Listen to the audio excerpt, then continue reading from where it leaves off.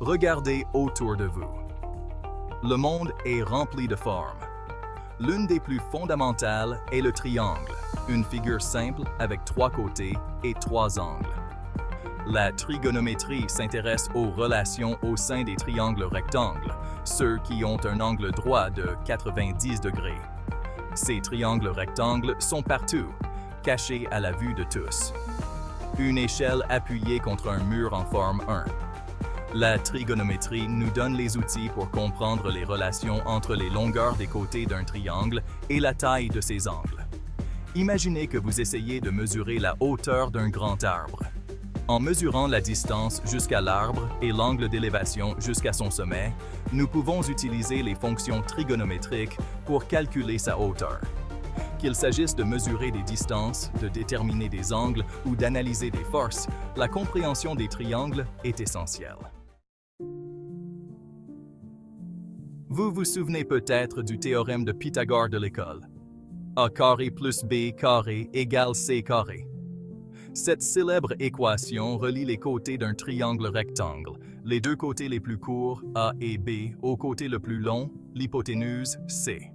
Mais le théorème de Pythagore a ses limites. Il ne nous renseigne que sur le rapport des côtés, pas sur les angles. Que faire si nous devons connaître l'angle que fait une échelle avec le sol, pour des raisons de sécurité? C'est là que la puissance unique de la trigonométrie entre en jeu. Les fonctions trigonométriques fournissent le lien manquant. Elles relient les rapports des côtés d'un triangle à la mesure de ses angles. Ces fonctions, portant des noms tels que sinus, cosinus et tangente, nous ouvrent une toute nouvelle compréhension des triangles. C'est cette capacité à travailler avec les angles qui distingue la trigonométrie du théorème de Pythagore et en fait un outil indispensable dans de nombreux domaines.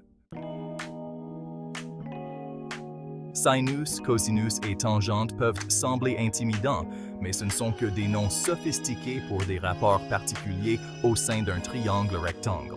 Chacun d'eux relie un angle aux longueurs de 2 côtés.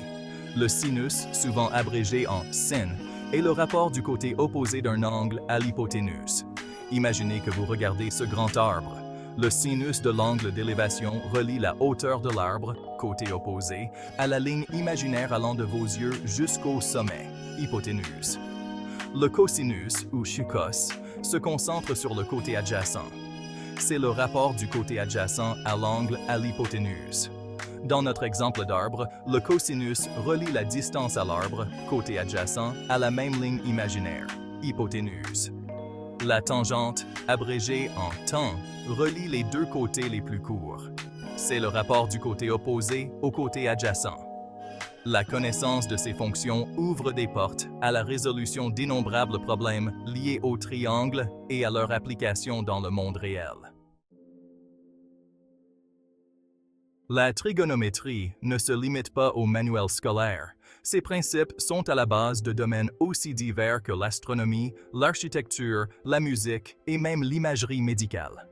La compréhension des triangles et de leurs propriétés nous permet d'explorer l'univers, de concevoir des structures sûres et même d'analyser les ondes sonores. Les astronomes utilisent la trigonométrie pour calculer les distances aux étoiles et aux galaxies en s'appuyant sur le concept de parallaxe. En mesurant le léger décalage de la position apparente d'une étoile lorsque la Terre tourne autour du Soleil, ils peuvent construire un triangle avec la Terre, le Soleil et l'étoile à ses sommets. La trigonométrie révèle alors la distance à l'étoile. Les architectes s'appuient sur la trigonométrie pour concevoir des bâtiments et des ponts solides. Le calcul des angles et des forces au sein d'une structure garantit sa stabilité et sa sécurité. Même la musique repose sur la trigonométrie. Les ondes sonores se propagent selon des schémas répétitifs et nous pouvons représenter ces schémas à l'aide de fonctions trigonométriques. Ce ne sont là que quelques exemples de l'influence considérable de la trigonométrie. De nos jours, nous avons des calculatrices et des ordinateurs pour calculer les fonctions trigonométriques en un instant. Saisissez les chiffres, appuyez sur une touche et voilà, la réponse apparaît. Mais cette facilité de calcul ne doit pas nous faire oublier la nécessité de comprendre les principes sous-jacents. Imaginez que vous essayez de faire un gâteau en jetant simplement les ingrédients dans un bol sans suivre de recette ni comprendre comment chaque ingrédient interagit.